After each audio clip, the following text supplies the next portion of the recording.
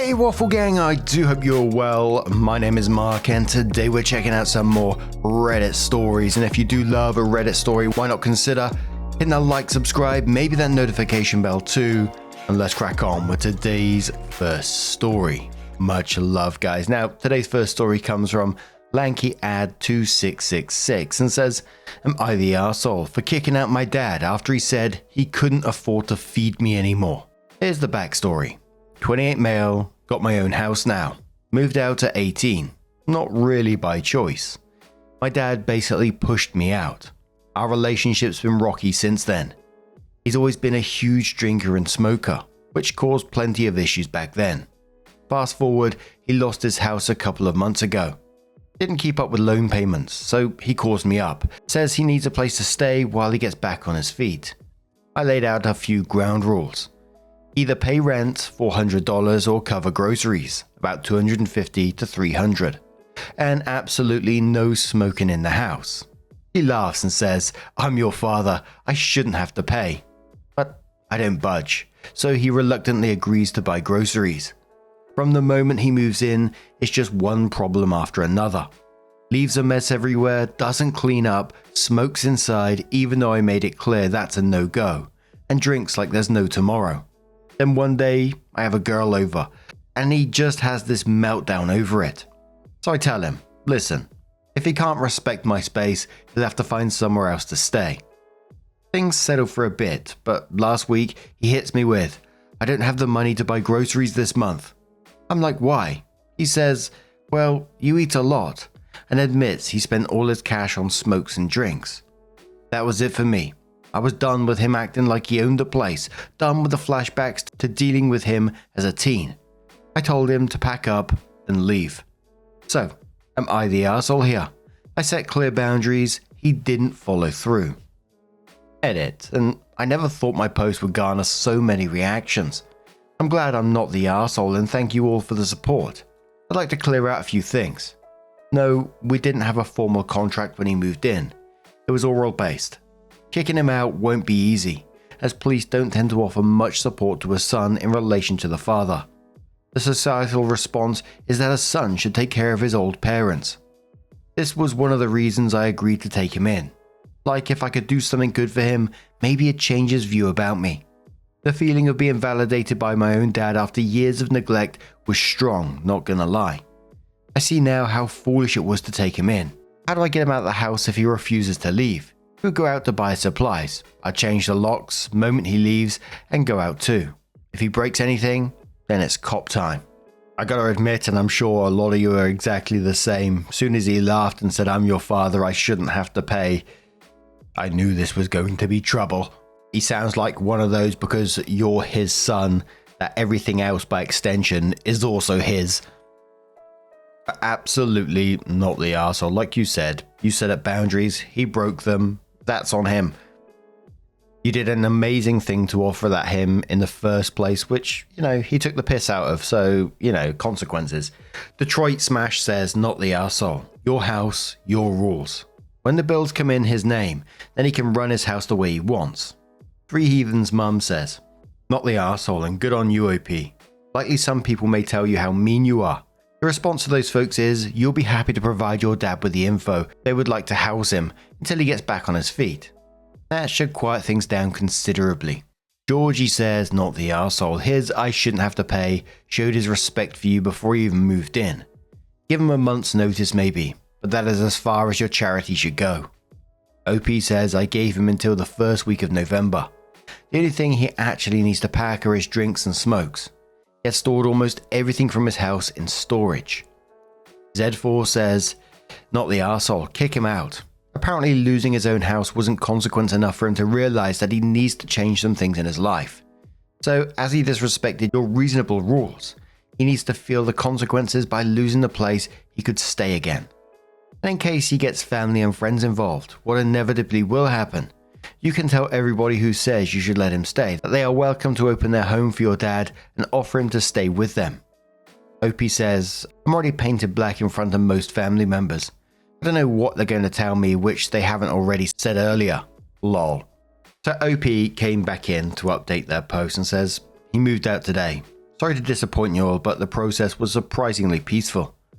The day of the last post, my dad told me he needed to talk. I braced myself. What he said was totally unexpected and welcome for me. He said that he couldn't bear the disrespect I've shown him, and he was never going to contact me again. His words, "You failed me as a son." I told him if he needed help in the future, he could contact me, but he must abide by some conditions. He scoffed and said he was leaving soon and didn't talk to me again. He left today. As I said earlier in the first post, he had little to pack and had most of his possessions in storage. He didn't tell me where he was going and didn't bid adieu. Not gonna lie, I was comfortable with it. A toxic part of my life was being erased. I'm feeling a different kind of freedom, which I haven't felt even after I left home. Where he goes now is none of my concern, although I would have liked to at least know where he's going. Oh well, this is the update. Maybe a bit disappointing for this sub, but I personally am very relieved how this played out. Thank you all for the advice and all the responses. This means a lot. Back to lurking with my main account. Peace.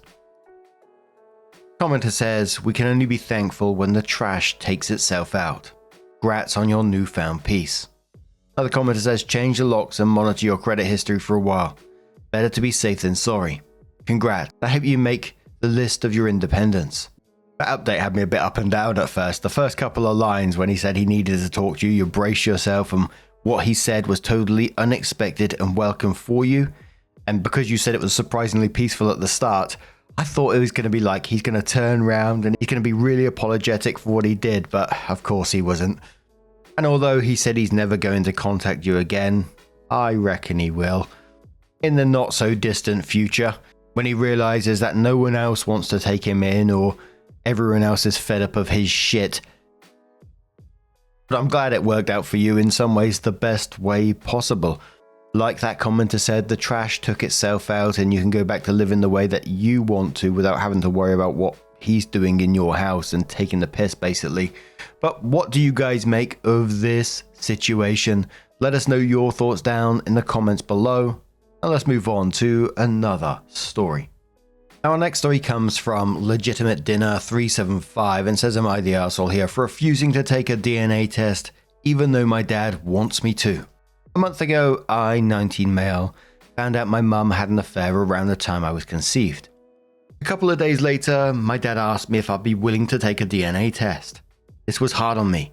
Growing up, I always felt like my dad liked my brothers more than me.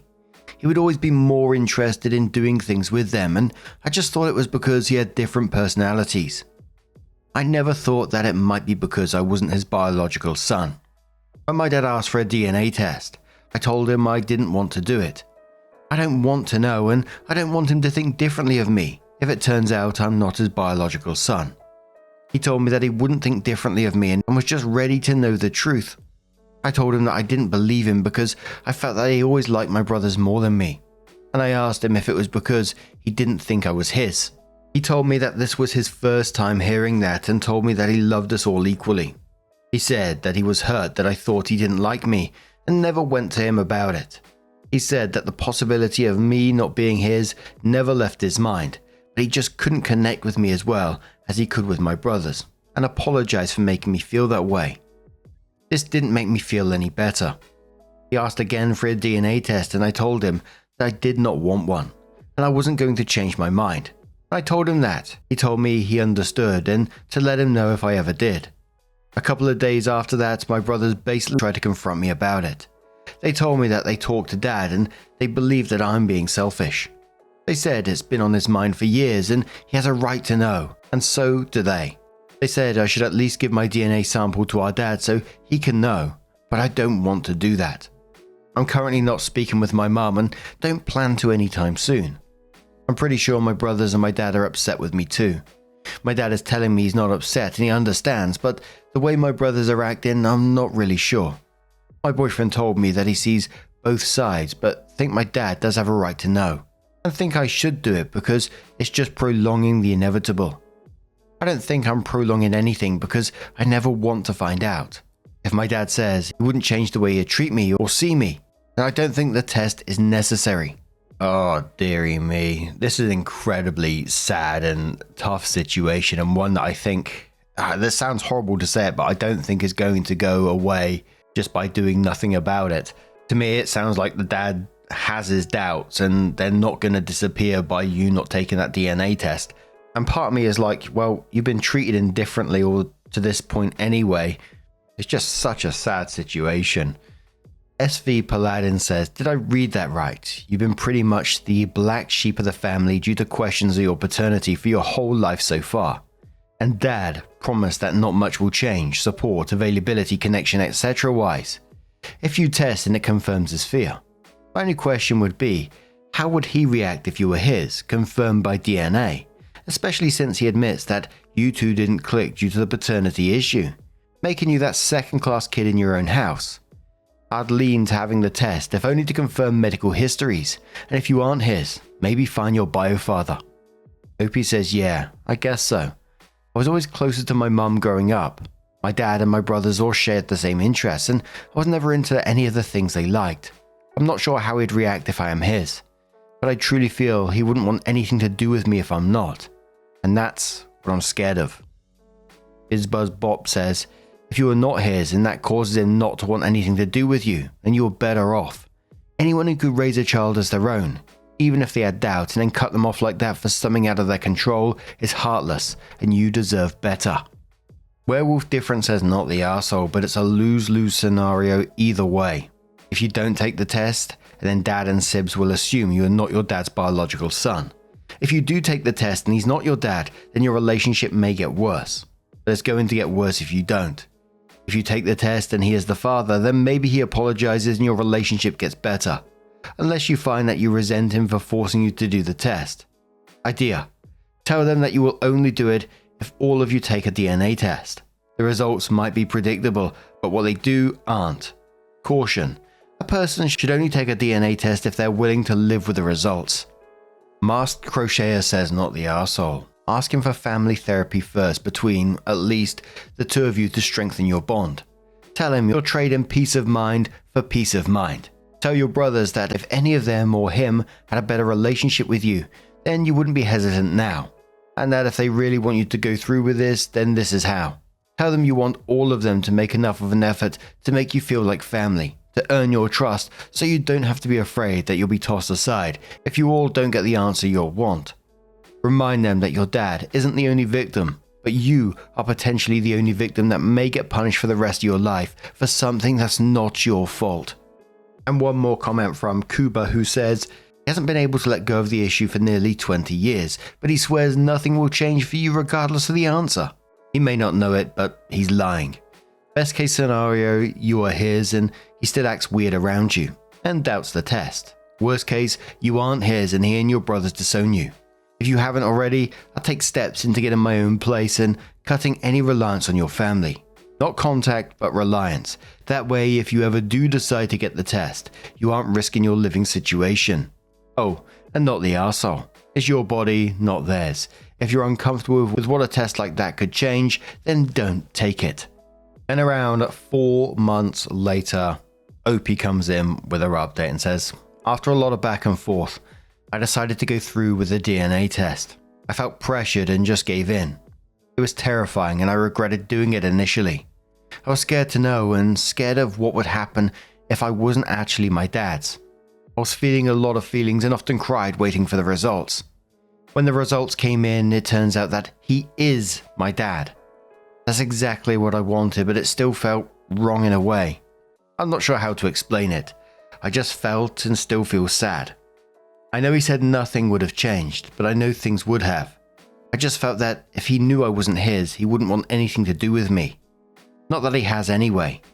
When I originally wrote my post, I said I wouldn't talk to my mum anytime soon. I lied. I think I started talking to her about 2-ish weeks after, not exactly sure. I wanted answers and kinda to understand her a little bit more. My mum and I are still not as close as we used to be, but not talking to her either made me sad as well, so I'm kind of in the middle. I was never close with my dad or brothers, so when I lost that trust and connection with my mum, I really only had my boyfriend left. If I didn't have him, I would genuinely feel alone right now. My dad has been trying, and I appreciate that in a way. He keeps trying to invite me to places and stuff. I went a few times, but I kinda just felt out of place. He rarely did this before the test and it's making me feel sad that he's doing it now. When I hang out with him, it feels forced. My boyfriend tells me that I might be making it up in my head, and I might be, but I don't know how to address it with my dad. On the bright side, my family did apologize to me. Absolutely, you're not in the wrong to feel the way you do about this at all. You know yourself how your dad would have treated you if the results were the other way around. So then to suddenly make a switch up after 20 years of not bothering is going to feel forced. Of course it is.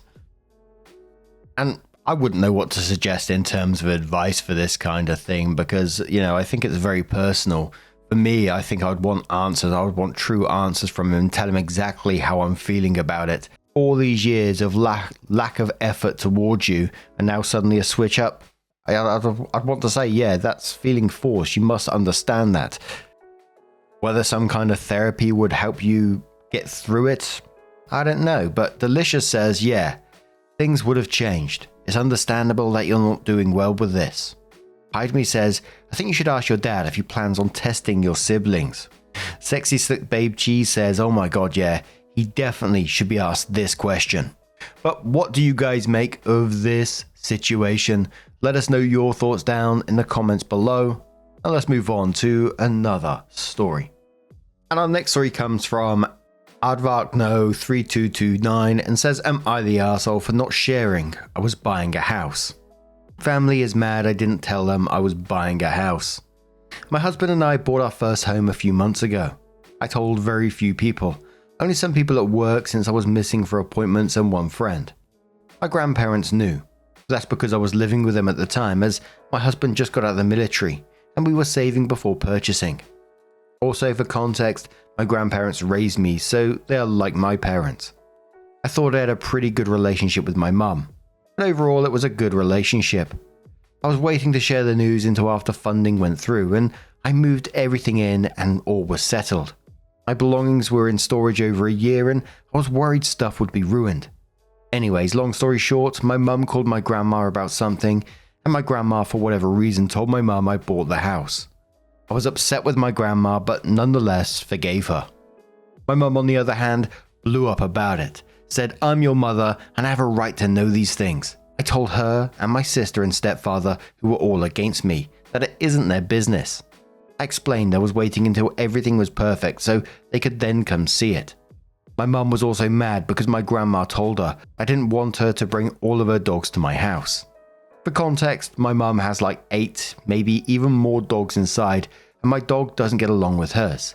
The argument just kept getting worse and worse to the point now that we all have each other blocked. My mum was also mad my mother-in-law came to the house.